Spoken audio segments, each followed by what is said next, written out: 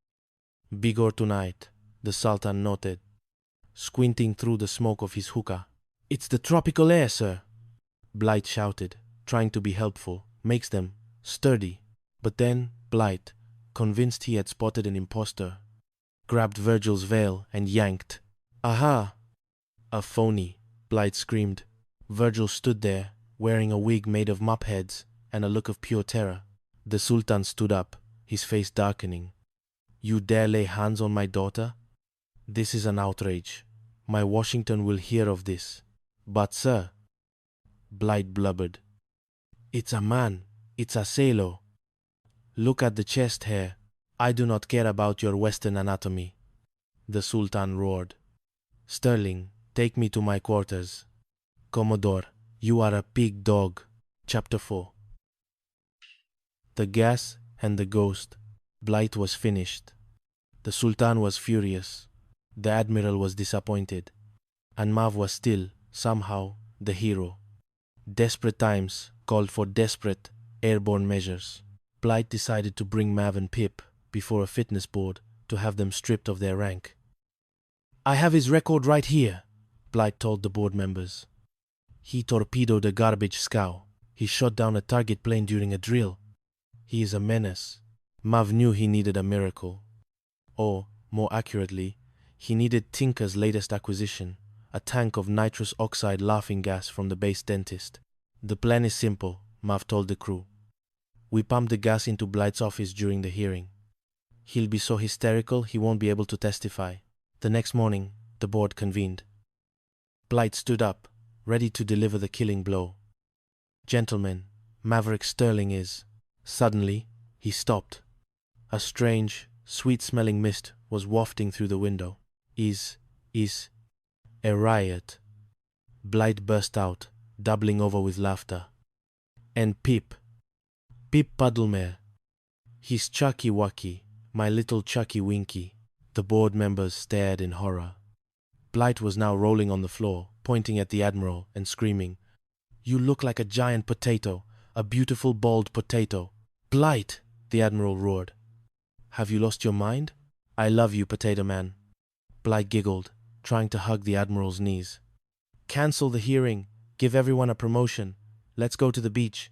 The hearing was adjourned immediately. The admiral declared Blight to be suffering from high-altitude hallucinations and ordered him back to the infirmary. Mav and Pip were safe. For now. But Pip wasn't done being a disaster. That afternoon, he managed to run the Swift Sinner over Commodore Blight's personal robot. I'm going to kill him! Blight screamed from the water, his laughing gas high, having finally worn off. No gas this time. No ghosts. I'm going to frame him for theft. Blight marked $900 in small bills with his initials, put them in his wallet, and accidentally dropped it where he knew Pip would find it. The moment he pockets that money, it's a court-martial for grand larceny. Enter Barnaby the crocodile. Barnaby was a 6-foot saltwater crocodile who lived near the base and had developed a peculiar fondness for Pip's peanut butter sandwiches. When Pip found the wallet, he didn't even have a chance to open it before Barnaby lunged out of the bushes, snapped up the leather pouch, and retreated into the swamp. Skip, Pip wailed. A crocodile just ate the Commodore's wallet. And his ID card.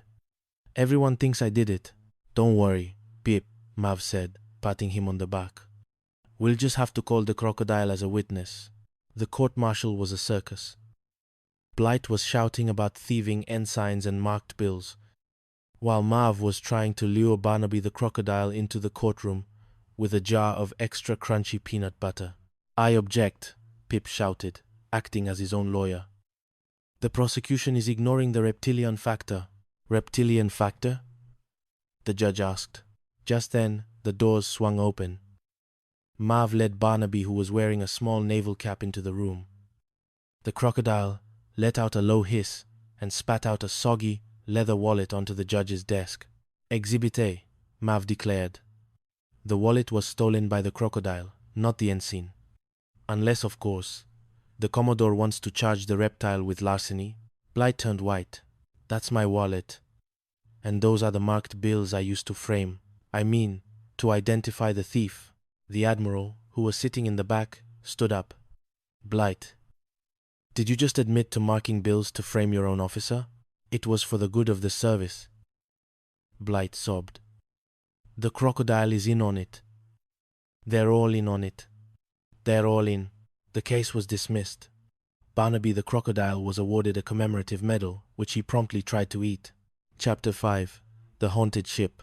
Blight's next scheme involved the Swift Sinner itself. He found an old report claiming the boat had originally been commissioned as the Unlucky 13, a vessel that had supposedly lost 3 crews to mysterious accidents. I'll convince them the boat is haunted, Blight told Cartridge. They're sailors, they're superstitious. They'll all put in for transfers, and Mav will be left with no crew. He snuck onto the boat at night, setting up wires and pulleys to make the engines start by themselves and the guns fire blanks. Woo! Blight's voice echoed through the ship's PA system. I am the ghost of the PT-13.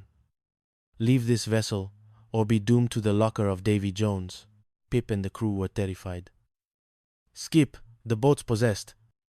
The engines are talking to us. It wants us to go to the big PT boat in the sky. Mav, however, had spotted a wire. He smiled. All right, boys. If the boat is haunted, we need an exorcism. Get the fire hoses. They blasted the ghosts with 300 gallons of seawater. Blight and Cartridge were washed overboard, shivering and screaming. The ghosts, Blight yelled. They're trying to drown me. Mav leaned over the rail. Sorry, Commodore. We were just trying to wash the bad luck off the deck. Did we hit something?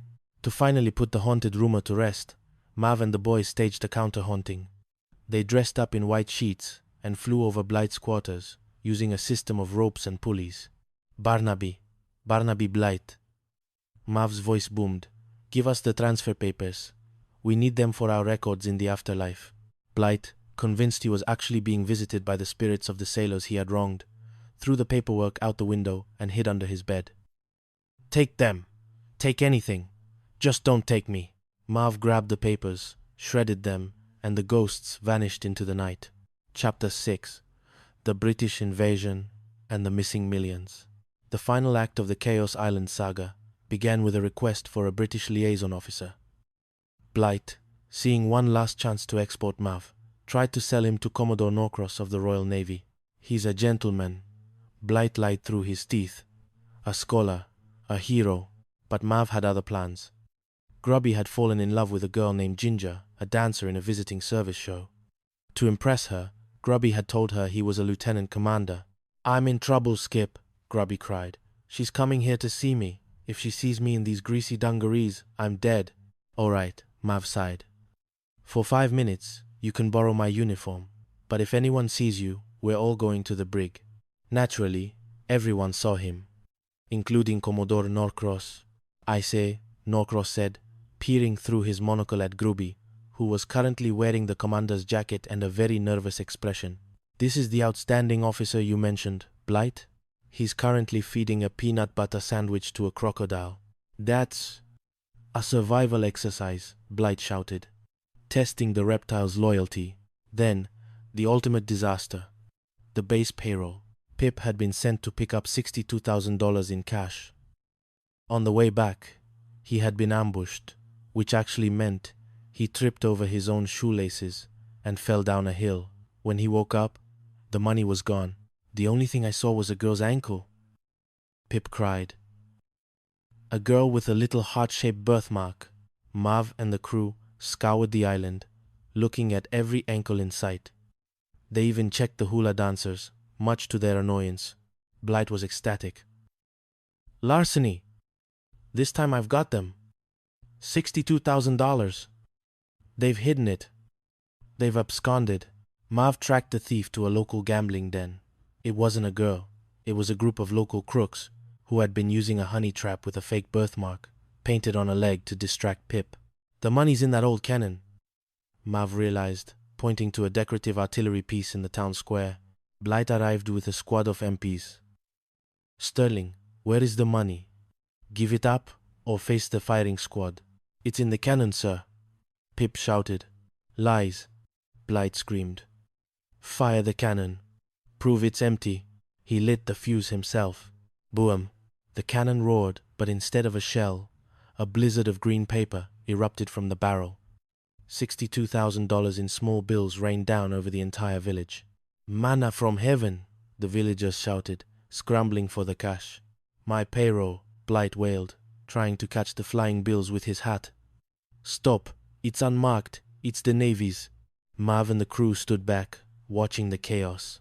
"Well, Pip," Mav said, lighting a cigar. "I think the Commodore has his hands full for a while." "Skip," Pip asked, looking at the rain of money. "Do you think we'll ever get promoted?" Mav looked at Commodore Blight, who was currently wrestling a goat for a $100 bill. "Pip, in this Navy, being a hero is easy. It's staying out of the brig that's the hard part." And as the sun set over Chaos Island, the swift sinner chugged out to sea, leaving behind a Commodore in tears, an admiral in confusion, and a crocodile with a very full stomach. Epilogue. The bill. Months later, a letter arrived at the Admiralty. "Dear Admiral, regarding the missing $42.50 from the Isla de Caos payroll. Please note, it was consumed by a local witness who refused to testify. Also, the nurses still need their garter belts. Respectfully, Commander Mav Sterling." Blight's scream could be heard all the way to Hawaii. The end. The Galactic Misfits of Station Delta. 9. Chapter 1. The Lingerie. Logistics of Deep Space. Station Delta. 9 was the armpit of the Intergalactic Federation. It was a spinning metal donut anchored in the orbit of a swamp planet called Teratupa 6, and it was currently under the command of Commodore Barnaby Bluster. Bluster was a man whose blood pressure was roughly equivalent to a steam engine on the verge of exploding. "Garter belts!" Bluster screamed, his voice echoing through the corridors of the command deck. I said, "Wow, wow, wow." "You are the logistics officer here," Pendergast. "If the space nurses need garter belts for the gala, you snap to it. Shake a bionic leg. You know what I mean." Lieutenant Pip Pendergast, a man whose uniform always seemed 3 sizes too large, and whose primary survival instinct was to trip over flat surfaces, saluted so hard he nearly poked his own eye out. "Sir, yes sir, but the shipment from the Sirius sector was diverted to a combat zone. Everything is on my shoulders." Bluster moaned, clutching a bottle of antacid pills. "And now this. A message from the Admiralty. High Admiral Iron Jar Sterling is arriving today for a sneak inspection. Do you realize what a mess this station is in? The plumbing in the Junior Officers Nebula Club is backing up with green slime, and you're telling me we're out of garter belts?" The comms unit chirped. Bluster snatched it up. "Hello? This is Commodore Bluster. Who did you expect to find? The Queen of the Martian Sands? What? The sinks are leaking again? I'm the commanding officer, not a space plumber. My stomach acid could power a star cruiser." "Sir, please," Pendergast pleaded. "Take it easy on the pills. They give you cosmic indigestion." Bluster's eyes narrowed. A devious, cowardly light began to twinkle in them. "Indigestion, yes. Pendergast, if I were sick critically, medically, undeniably incapacitated, I would have to appoint an acting station commander, and he would have to deal with Iron Jaw Sterling." "But who, sir?" Bluster grinned, looking like a shark that had just found a wounded seal. "Not you, Pendergast. Thorn, Commander Silas. Zappy Thorn, and his gang of space pirates. If Thorn is in charge when the Admiral arrives, they'll run wild, destroy the station's reputation, and Thorn will be court-martialed before the first course of dinner is served." Chapter 2. The Happy Illness. Commander Thorn was currently relaxing in his quarters on the PT-73 Star Skiff, a battered vessel that had seen more illegal poker games than combat missions. When the summons came, he arrived at the med bay to find Bluster draped dramatically across a hover cot. "Oh, Thorn," Bluster groaned, his voice a faint rasp. "I'm in bad shape. The medics, they don't know what it is. Space plague, perhaps, or Andromeda itch." Thorn, a man with a permanent smirk and a relaxed attitude toward Federation regulations, looked at the Commodore skeptically. "Sorry to hear it, sir." I'll let Lieutenant Commander Hedges take over the station while you recover. No, Bluster shouted, then quickly reverted to a whimper. No, Hedges is a boob, a complete orbital boob. I'm appointing you acting Station Commander, Thorne, and Pendergast here will be your executive officer. Pendergast beamed. Oh boy, did you hear that, Skip? We're in charge. Thorne Seahill. Sir, I'm a starskeeper. I'm no good behind the desk. That's an order, Thorne. Now get to my office and command something. The moment Thorne and Pendergast left, Bluster sat up and started dancing. This is going to be the happiest illness of my life. Thorne is as good as dishonorably discharged. Chapter 3. The Vizier and the Garter Belt Protocol. Command was, as Thorne expected, a nightmare. Within an hour, he was juggling a dozen crises. Commander, Pendergast shouted, bursting into the office. We found the garter belts, but the maintenance crew says the air raid shelter is being used for an unauthorized hula party by the crew. Not now, Pip, Thorne yelled into a comms link. Yes, I authorized the construction of the new firing range. What? It's in the middle of the mess hall? Well, tell the soldiers to keep their heads down. The station's holographic display flickered. A majestic, bearded man in glowing silk robes appeared. I am the Grand Vizier of the Nebula Cluster. My daughters and I have been forced to emergency dock at your station due to engine failure on our Royal Star Yacht. Great, Thorne muttered. A royal visit during a plumbing crisis. The Vizier arrived with 3 princesses who looked bored out of their minds. Bluster, watching from a hidden camera in the medbay, saw his opportunity. He sent a secret message to the princesses' guards, suggesting that the acting commander Thorne was actually a famous intergalactic playboy who intended to elope with them. Chaos ensued. Pendergast, trying to be helpful, attempted to show the Vizier how to fly a starskiff. It's easy, Your Highness. Pendergast chirped, grabbing the controls. You just push this. Kaisalata, metokusi, wazendo, nalata. The PT-73 lurched violently, sending the Vizier's royal headdress flying into a bucket of hydraulic fluid. Insolence! The Vizier roared. My daughters and I shall leave this station at once and report this to the Galactic Senate. Thorne had to move fast. He organized a grand cultural exchange dinner, which was really just a cover to hide the fact that the crew had accidentally let a space caiman named Zippy loose in the ventilation shafts. Chapter 4. The Jinx of Ship 1-3. Among the station's fleet was a vessel no one wanted to touch. The PT-13. She's jinxed, Skip, the crewman known as Biff whispered. The original crew vanished into a black hole. The second crew turned into statues. It's Friday the 13th in the lunar calendar. We shouldn't even be awake. Thorne laughed it off until weird things started happening. Engines started by themselves. Mysterious noises echoed through the hulls. Bluster, now recovered but still trying to frame Thorne, had planted speakers and remote control units to simulate a haunting. We've got to get Thorne off that ship, Pendergast cried. Thorne, realizing the prank, decided to play along. Wally Bluster. Thorne hissed through a voice modulator, hovering on a hidden gravity harness. We have come for your soul.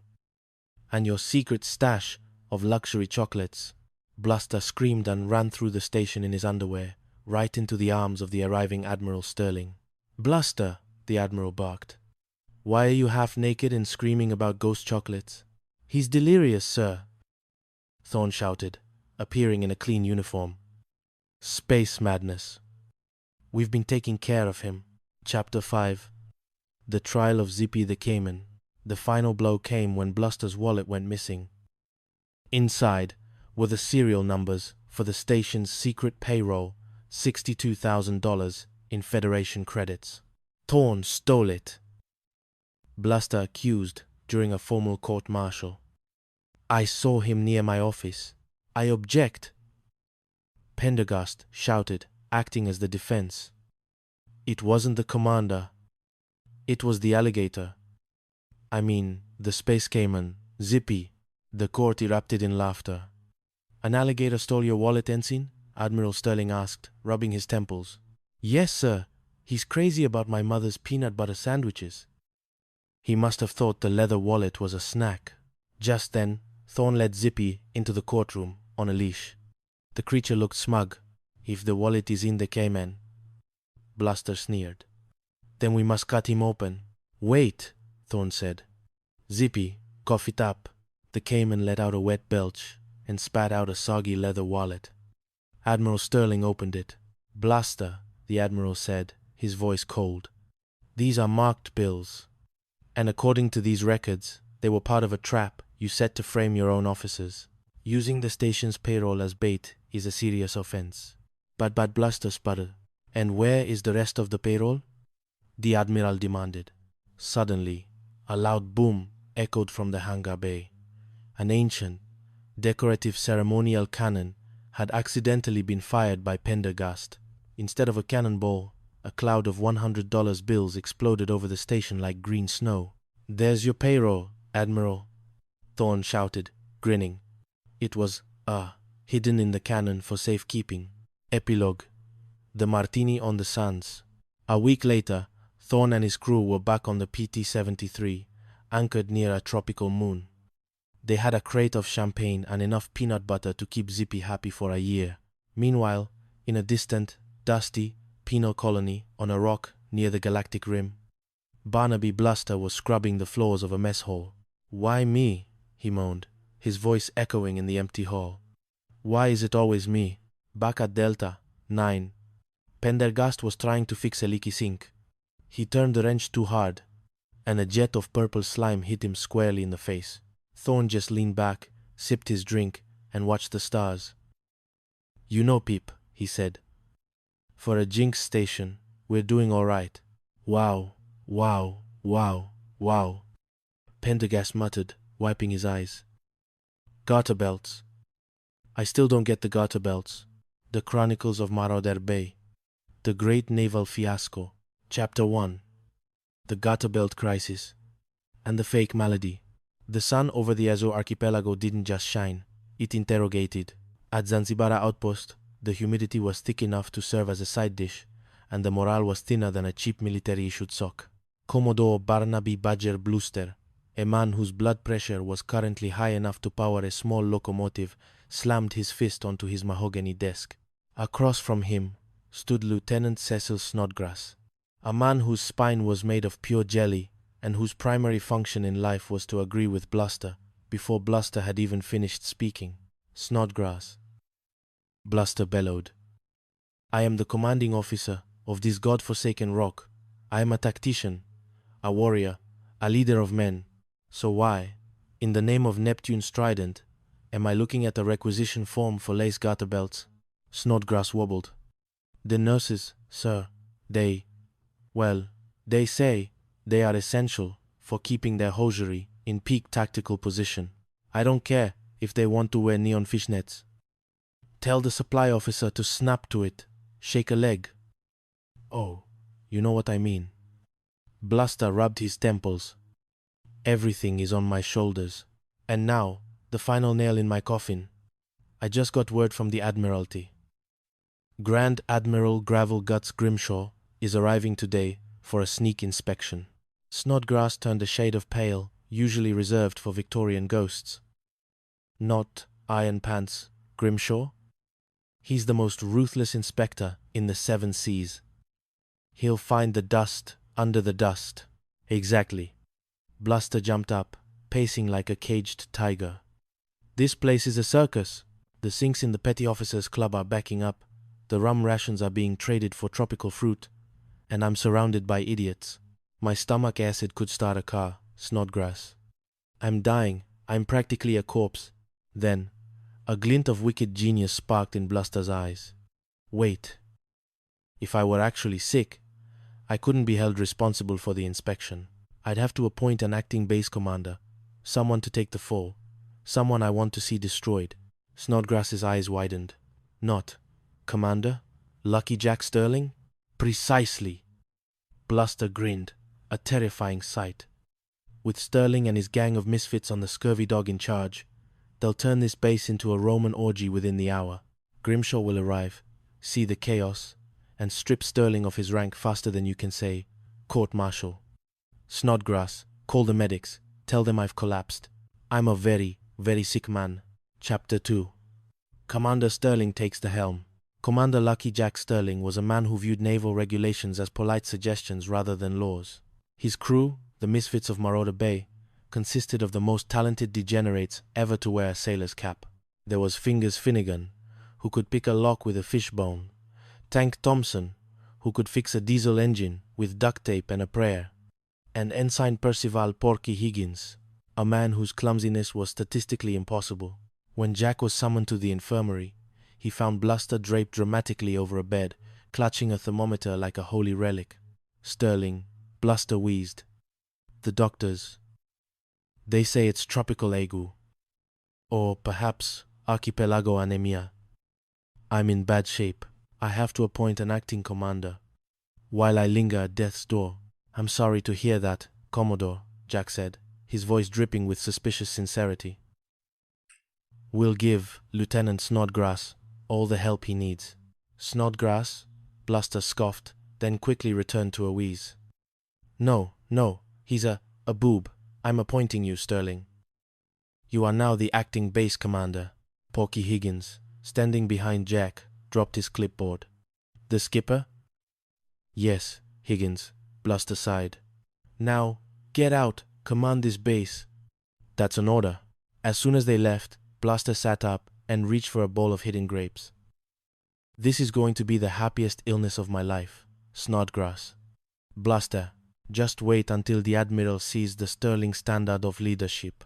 Back at the headquarters, the chaos was instantaneous. The phones wouldn't stop ringing.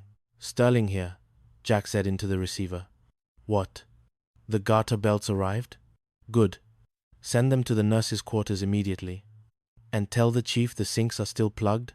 Well, what does he want? A get-well card? Tell him to find a plunger. Porky Higgins was having the time of his life. Executive Officer Higgins here. What? The construction crew is building the new mess hall in the middle of the rifle range?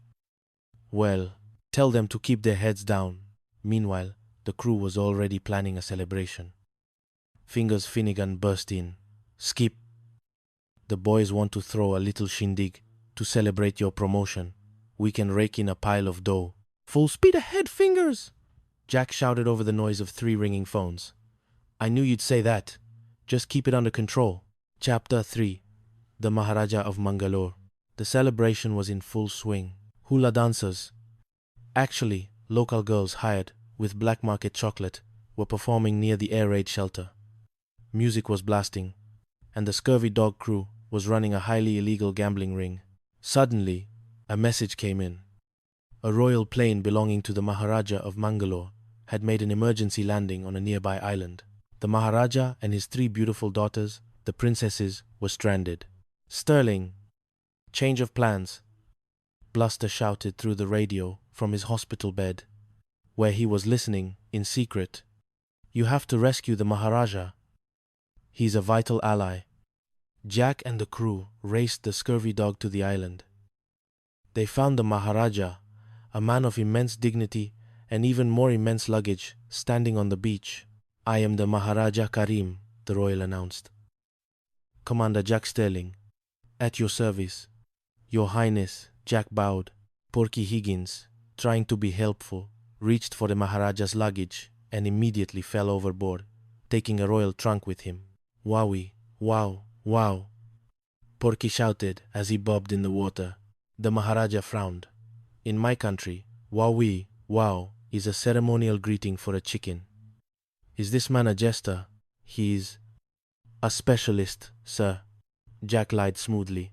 Once back at Zanzibara, Bluster, now, miraculously, recovered enough to host a dinner, tried to take over. He wanted the Maharaja to see a disciplined naval base. Instead, he found the air raid shelter filled with hula girls and his own office smelling of Porky's mother's peanut butter. Commander Sterling, Bluster hissed. Grand Admiral Grimshaw's jeep is coming. Hide those girls. Hide the music. Hide Higgins. Jack scrambled. Porky, Get the girls into the bomb shelter. Move. Admiral Grimshaw arrived, a man with a face like a cracked stone and a temperament to match. Bluster. Sterling. Why is there a hula hoop hanging from the flagpoles? A local custom, admiral. Bluster squeaked. A sign of tactical unity. And what? Grimshaw asked, pointing toward the air raid shelter. Is that giggling noise? Hallucination, sir. Jack chimed in. The Commodore has been suffering from combat fatigue. He thinks he hears girls everywhere. I do not, Bluster roared. Admiral, there are hula girls in that shelter right now. Sterling put them there. Grimshaw marched to the shelter and threw open the door. It was empty. The girls had escaped through a back vent, replaced by a very confused-looking goat. Girls, Bluster? Grimshaw asked dryly. You've been in the sun too long. Get back to bed. Sterling, continue with the inspection. Chapter 4. The Laughing Gas and the Fitness Board. Bluster was humiliated. He decided that if he couldn't get Jack, he would go after the weak link, Porky Higgins. He convened a fitness board to prove Porky was unfit for service. I'm gonna break that boob down to a seaman second class. Bluster cackled to Snodgrass. I've got a record of every blunder he's ever made. Blown up garbage scows. Accidental torpedoing of the Commodore's bathtub. He's finished. The crew knew they had to save Porky. I've got it, Jack whispered in the scurvy dog's galley. If we can pipe that into Bluster's office during the hearing, he'll be so hysterical he'll promote Porky to admiral. The plan was set. Fingers Finnegan snuck the tank under the office floorboards. Bluster began reading the charges. Ensign Higgins, on the night of the 14th, you. Bluster paused. A giggle escaped his lips. You accidentally painted the Admiral's Jeep pink? Bluster burst into a fit of uncontrollable laughter. Oh, that's rich. Pink. Ha, ha, ha. Porky looked confused. Sir, I thought it was red primer. Don't worry about it, Chucky-Wucky. Bluster shouted, slapping his knee. I love you, you big galoot. Fitness board cancelled. Let's go swimming. Admiral Grimshaw walked in to find Bluster dancing on his desk with a potted plant. Bluster, what in the name of the Great White Fleet is going on? Admiral, look at my ears. Bluster giggled, pulling on his lobes. I'm a rabbit. Hop, hop, hop. Grimshaw turned to Jack. Commander, is he? Combat fatigue, Admiral, Jack sighed. It's tragic. He thinks he's a bunny. Get him to the hospital, Grimshaw ordered, and someone promote Higgins. Chapter 5. The Case of the Stolen Wallet and the Giant Iguana. Peace did not last long at Marauder Bay. Bluster, now recovered and more vengeful than ever, decided to set a trap. He marked 9 $100 bills and placed them in his wallet, intending to leave it where Jack's crew would find it. When they swiped the cash, we catch them with the marked bills, Bluster told Snodgrass. It's foolproof, Bluster told Snodgrass. It's foolproof. However, Zanzibar had its own wildlife. A 3-foot-long tropical iguana, whom Porky had named Barnaby Jr., took a liking to the leather wallet. While Bluster was busy yelling at a seagull, the lizard snatched the wallet and scurried into the bushes. My wallet, Bluster screamed. Sterling stole my wallet. I saw him, or his crew. I have witnesses. Bluster ordered an immediate court-martial. Porky was the lead defendant. I demand justice, Bluster shouted in the courtroom. That wallet contained my ID and $900. Higgins was seen near my office. I object, Porky shouted, acting as his own lawyer. The wallet was stolen by an iguana, a lizard with an unhappy childhood and a craving for peanut butter. The court erupted in laughter. An iguana, Higgins? The judge advocate asked. Produce this lizard or be sentenced. Jack and the crew spent the night scouring the jungle. They finally found Barnaby Jr. basking on a rock, the leather wallet still clamped in his jaws. The next morning, Jack marched into the courtroom with the lizard on a leash. Behold, the thief, the lizard hissed. Porky offered it a peanut butter sandwich, and Barnaby Jr. dropped the wallet directly onto the judge's bench. "There it is," Bluster shouted. "My money." The judge opened the wallet. "Wait, these bills are marked. And Lieutenant Snodgrass, didn't you say these were your back pay bills?" "Well, sir," Snodgrass stammered, "the Commodore said if we set a trap for Sterling." "A trap?" The judge roared. "You used the base payroll to frame an officer?" "Bluster, you're under arrest. And someone get that lizard a medal." Chapter 6. The Jinx of the Scurvy Dog. Desperate to get rid of the crew once and for all, Bluster decided to use superstition against them. He discovered a forged naval report claiming the Scurvy Dog was actually the PT-13, a ship cursed since its commissioning. "The first crew drowned," Bluster told the men, his voice a spooky whisper. "The second crew exploded. Every man who stays on this boat is a walking ghost." The crew, normally fearless, began to panic. "I saw a ghost in the rigging," Fingers cried. The engines started by themselves. Jack knew it was another Bluster scheme. He decided to fight fire with ghosts. That night, the crew dressed in white sheets and snuck into Bluster's quarters. They used a fog machine and a recording of a haunting flute. "Bluster." A voice moaned. "We are the ghosts of the PT-13. We've come for the commander who lied about us." Bluster dived under his bed. "No, I made it up. The boat isn't jinxed. I forged the papers. Please, don't take me to the big PT boat in the sky." Jack stepped out from behind a curtain. "We've got that on tape, Commodore." Bluster looked up, trembling. "Sterling, you cutthroat." "A deal, Commodore," Jack grinned. "You give us back our original hull number and stop trying to transfer us, and we won't tell Admiral Grimshaw that you believe in ghosts." Chapter 7. The Cannon and the Missing Payroll. The final showdown occurred when the base payroll $62,000 in cash actually went missing. It had been snatched by a local pickpocket in the town of Zanziville, while Porky was distracted by a blue and green parrot. "If that money isn't found, we're all going to the brig," Jack shouted. "Chuck, what did the thief look like?" "He had a mole," Porky cried. "Or maybe it was a birthmark on his ankle, shaped like a heart." The crew went on a frantic search through the town. They found a man matching the description trying to flee in a small boat. In the chaos of the chase, the thief stashed the money bag inside an old decorative Spanish cannon sitting on the pier. Bluster arrived with the military police. "I knew it." "You lost the payroll. You're finished, Sterling. Line them up." "Wait, Captain," Jack shouted. "The money is in that cannon. Don't be ridiculous." Bluster sneered. "That cannon hasn't been fired in 200 years. It's filled with concrete." "No, sir," Porky shouted, grabbing a torch from a nearby vendor. "I'll prove it." Before anyone could stop him, Porky lit the fuse of the ancient cannon. Boom! The cannon didn't fire a ball. Instead, it erupted in a literal cloud of money. $62,000 in small bills rained down over the harbor like green snow. "My money!" Bluster screamed, running around and trying to catch the bills in his hat. "It's raining manna from heaven." 40. 2,365. Snodgrass began counting the fallen bills. "I wasn't worried for a second, sir," Jack said, leaning back against a palm tree as a $100 bill drifted onto his shoulder. "The misfits always deliver." Bluster looked at Jack, then at the sky full of money, then at Porky, who was currently trying to put out the fire on his own trousers. "Sterling," Bluster sighed, defeated by the sheer absurdity of it all. "One of these days, I'm going to get you. But until then, someone get me a martini, and make it a double."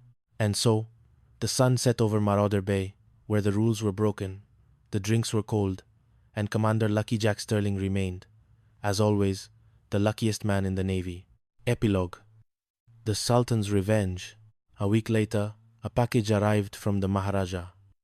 It was a golden statue of a chicken, dedicated to Porky Higgins. To the great Wowie Wow, the inscription read, "May your peanut butter always be creamy, and your aim with a cannon be true." Bluster just put his head on his desk and wept.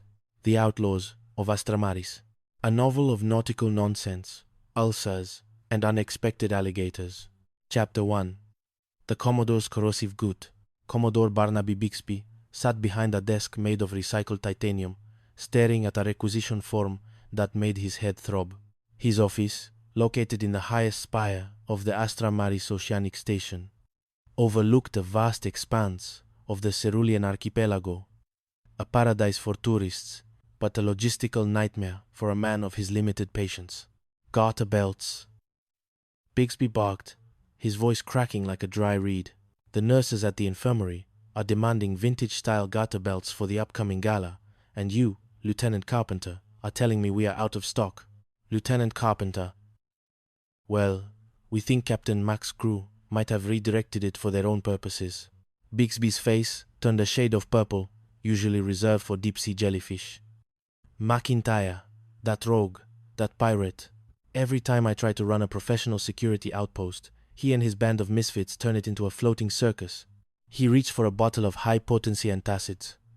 He didn't just chew them. He ground them between his teeth with the fury of a man trying to pulverize his problems. My stomach acid could start a fusion reactor. Carpenter, I am a leader of men, not a haberdasher. And now, I get word that Chief Inspector Iron Jaw Sterling is coming for a surprise inspection. The name, Iron Jaw Sterling, caused Carpenter to drop his clipboard. Sterling was legendary for shutting down stations for having dust on their solar panels. The sinks in the petty officer's lounge are backing up with synthetic sludge. The defense turrets are being used by Mac's crew to roast marshmallows. And I have no garter belts, Bixby wailed. If Sterling sees this mess, he'll have my stripes and put me in charge of a garbage scow in the Arctic. Suddenly, a light bulb, one of the few still working in the office, flickered above Bixby's head. Wait, if I were sick, incapacitatingly ill, I couldn't be held responsible for the state of the base. I could appoint an acting commander to take the heat from Sterling. Carpenter grinned. Sir, you are a tactical genius. Who would you appoint? Certainly not me. Bixby's eyes narrowed into slits of pure malice. No, not you, you nitwit. I'll appoint McIntyre. While he's busy being acting commander, his crew will run wild, destroy the station's reputation in front of Sterling, and I'll have the perfect excuse to court-martial the whole lot of them. Brilliant, sir. Carpenter cheered. You look terribly ill already. I'll call the medics. Bixby collapsed onto his sofa, groaning with a theatricality that would have made a Shakespearean actor weep. Oh, the pain, the agony. Tell the world I died for bureaucracy. Chapter 2. The Command of Captain Mac. Captain Mac McIntyre was currently relaxing on the deck of Vessel 73, a fast-attack hydrofoil that looked more like a floating tiki bar than a military craft. His crew, a collection of technical wizards, ex-safecrackers, and chefs, were busy, organized a high-stakes game of Go Fish involving actual fish. Captain, Lieutenant Percy Pops Pringle stammered, tripping over a coil of fiber-optic cable. The Commodore. He's dying. Or at least, he's making very loud noises into a pillow. He wants to see you. Mac sighed, adjusted his sunglasses, and stood up. Probably another lecture about the misplaced caviar. Let's go see what the old man wants now. In the infirmary, Bixby lay under a mountain of blankets, clutching a hot water bottle. McIntyre, he wheezed. They say it's terminal paperwork exhaustion. I'm appointing you acting commander of Astra Maris. Mac blinked. Me? Sir, I'm a saltwater skipper. I don't do desks. I don't even like chairs that don't rock. It's an order, Bixby yelled, before remembering to sound weak. And Pringle here can be your executive officer. Go, command. Leave me to my misery. As Mac and Percy left, Bixby sat up and did a little jig. He fell for it. Now, all I have to do is wait for the explosions. Mac didn't waste time. Within an hour of taking command, the GOP, Global Oceanic Peacekeepers Headquarters, had changed. The rigid protocols were replaced by common sense guidelines. Sir, Percy said, looking at a buzzing monitor. The petty officers say the sinks are still blocked. Majita, call Gizmo, Mac said, referring to his lead mechanic. Tell him to use the sonic resonance charges. It'll either clear the pipes or launch the sludge into orbit. Either way, problem solved. Then came the call. Sir, the garter belts. A nurse shrieked over the comms. Percy, handle it, Mac commanded. Percy, in a sudden burst of administrative energy, began redirecting supply chains. Tell the drones to fetch the silk. We're running a station here, not a monk retreat. By the time Chief Inspector Sterling's shuttle landed, Astra Maris was a flurry of activity. But it wasn't the kind of activity Sterling was used to. The guards were wearing Hawaiian shirts under their armor, and the air smelled faintly of grilled pineapple. McIntyre! Sterling roared as he stepped off the shuttle. Where is Bixby? And why is there a hula hoop contest happening on the landing pad? Commodore Bixby is indisposed, sir, Mac said, with a winning smile. I'm in charge. And that's not a hula hoop contest. It's gyrostabilization training. Sterling's eyes narrowed. I'm going to inspect every inch of this floating trash heap, and if I find one thing out of place, someone is going to the brig. Chapter 3. The Sultan of Silicon. Just as the tension reached a breaking point, a distress signal echoed through the command center. A private yacht belonging to the King of Neo-Marami, a tech billionaire monarch, had stalled near Restricted Reef. A king? Bixby whispered from his hiding spot behind a curtain in the command center. This is perfect. Mac will offend the royalty, and the diplomatic fallout will be legendary. Mac, however, was in his element. He dispatched Vessel 73 to rescue the king and his 3 daughters, the princesses of Silicon Valley. When the king arrived at the station, he was less than impressed by the rust. I am King Karim, he announced, adjusted his smart turban. I travel with priceless data shards. Are your men to be trusted? Your Highness, Mac said, bowing perfectly. We are the elite. Mostly. The king's daughters, however, were bored. They wanted entertainment. They wanted to see the authentic oceanic lifestyle. Bixby, seeing an opportunity to reclaim his glory, suddenly recovered from his illness. He burst into the reception hall in full dress uniform. Your Highness, forgive the delay. I am the real commander here. McIntyre is just a temporary glitch, but Bixby's attempt to impress the king backfired. He invited the king to a formal dinner, but Mac's crew had already organized a traditional cerulean luau. The night became a chaos of mistaken identities. To cover for a missing princess who had snuck off for a boat ride with Percy, Mac's crew members, large, hairy men named Spike and Tank, dressed up in holographic hula dresses. What lovely dancers, Bixby remarked, squinting through his spectacles at the princesses performing in the shadows. They have very muscular calves. It's the sea air, sir, Mac whispered. Builds bone density. The charade collapsed when Bixby tried to arrest one of the dancers for unpardonable behavior, only to realize he was wrestling with his own lead machinist, Spike, in a wig. Bixby, the king roared, you have insulted my lineage. You have confused my daughters with bearded technicians. I shall lodge a complaint with the United Nations. Bixby fell to his knees. It was Mac. He's the one who authorized the holograms. Chapter 4. Vessel 13 and the Spectral Sailors. Desperate to get rid of Mac's crew, Bixby dug into the archives and found a ghost ship report. He decided to convince Mac's crew that Vessel 73 was actually the cursed Vessel 13, a boat that had supposedly lost 3 crews to supernatural bad luck.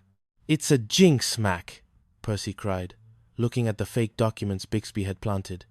On its first day, the crew was turned into sea foam. The crew was terrified. They signed transfer papers immediately, wanting to flee the cursed boat. Bixby gleefully locked the papers in his safe. Finally, they're leaving. I've won, but Mac saw through the ruse. 2 can play at the ghost game, he muttered. That night, Astra Maris became a haunted station. Using the station's advanced projection systems and some dry ice stolen from the kitchen, the crew staged a haunting. Bixby was awakened by the sound of phantom boat engines. What's that noise? Carpenter, check the perimeter. Sir, Carpenter whispered, trembling. There are Glowing figures in the hall. Mac, Spike, and Tank appeared in Bixby's quarters, covered in phosphorescent paint and seaweed. Wally, they moaned, using Bixby's first name to his utter horror. We've come for the transfers, Wally. The bureaucracy in the afterlife is terrible. We need the forms.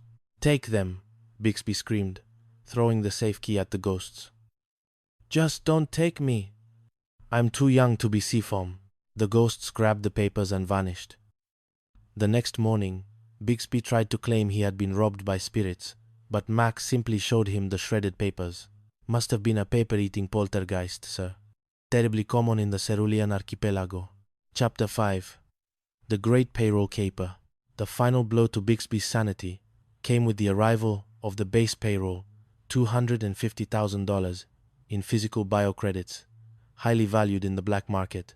Bixby, determined to trap Mac, ordered Percy to transport the money through the most dangerous part of the archipelago, the Reptile Flats. DV. The Reptile Flats. DV. DV. DV. DV. DV. DV. DV. DV. DV. DV. It's a shortcut, Percy, Bixby lied. Very safe. Not an alligator in sight. Of course, Percy was immediately ambushed not by pirates, but by a mechanical survey-gator robot that had gone rogue. The robot snatched the bag of credits and retreated into the swamp. Sir, Percy wailed, returning to the station covered in mud. A giant lizard ate the salaries. It had a serial number on its tail. Lies. Bixby shouted. You and McIntyre have stolen the money. I'm calling a general court-martial. The trial was held in the station's main hangar. Chief Inspector Sterling presided as the judge. Bixby was the prosecutor, foaming at the mouth with excitement. I intend to prove that this alligator is a figment of a thieving imagination. I demand the maximum penalty. I object, Percy shouted, acting as his own lawyer. The alligator is real, and he's crazy about my mother's peanut butter sandwiches. Order. Sterling slammed his gavel. An alligator with a preference for creamy nut butter? This is the most ridiculous defense I've ever heard. Just then, Mac entered, leading a very large, metallic, and very disgruntled robot alligator on a heavy-duty chain. The robot, nicknamed Sydney by the crew, had the payroll bag firmly wedged in half in its hydraulic jaws. Exhibit A, sir, Mac said coolly. Shoot it, Bixby screamed. It's a trick. Mac built that robot in the machine shop. Actually, sir, Mac said, pointing to a tag on the robot's neck. This is a GOP-issued environmental survey drone. Commodore Bixby's personal stuff. The room went silent. Mac leaned in. It seems the Commodore forgot to tell us. He'd sent a rogue drone into the swamp to intercept the messenger. I was testing the security, Bixby stammered. It was a drill. A very expensive, very realistic drill. Chief Inspector Sterling stood up, his face as hard as granite. Bixby, you have staged a fake illness, insulted a billionaire king, tried to haunt your own officers, and now you've lost the payroll to a malfunctioning lizard. But, Mac, Bixby whimpered. McIntyre, Sterling said, turning to Mac. You're a rogue and a nuisance. But you're the only one here with a brain. I'm promoting you to station overseer. And Bixby looked up hopefully. You are being reassigned to the polar weather station on Titan. Pack your parkas. It's a long flight. As Bixby was led away, screaming about his stomach acid and the unfairness of the universe, Mac turned to his crew.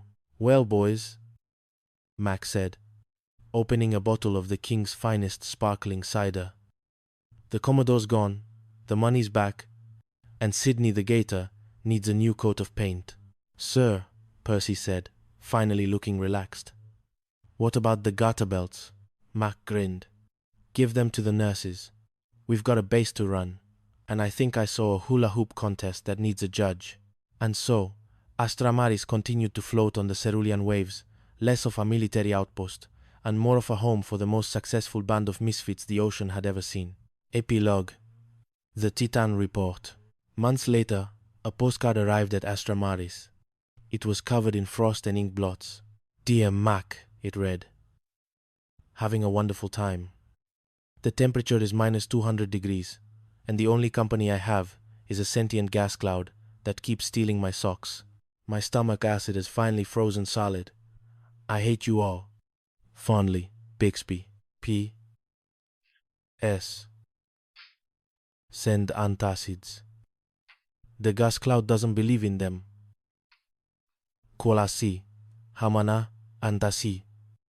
Kolasi, Hamana, Kolasi, Pikolasi, Soduna Kasung, Puluna Kasi.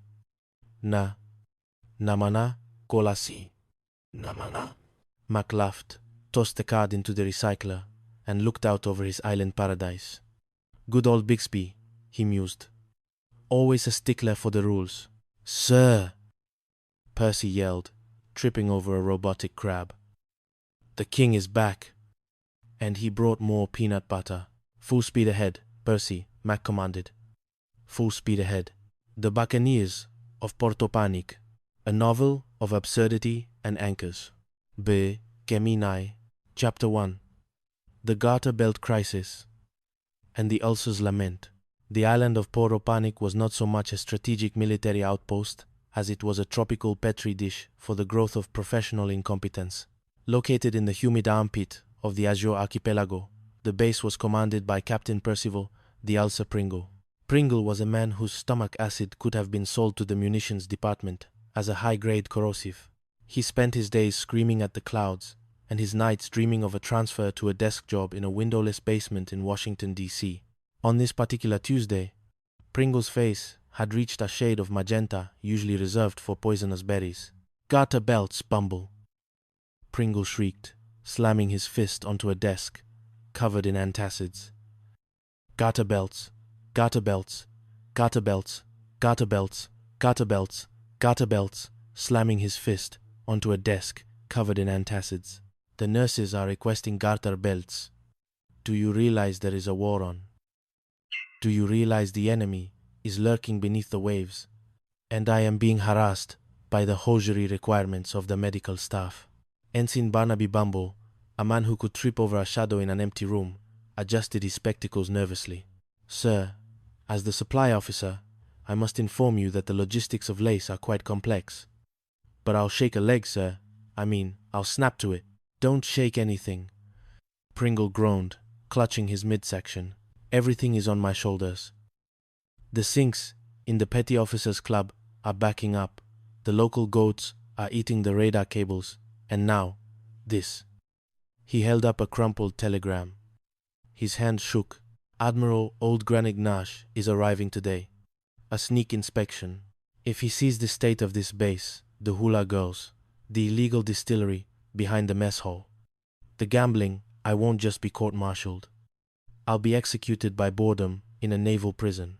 Pringle looked at Bumble, then at his reflection. A desperate, wicked light flickered in his eyes.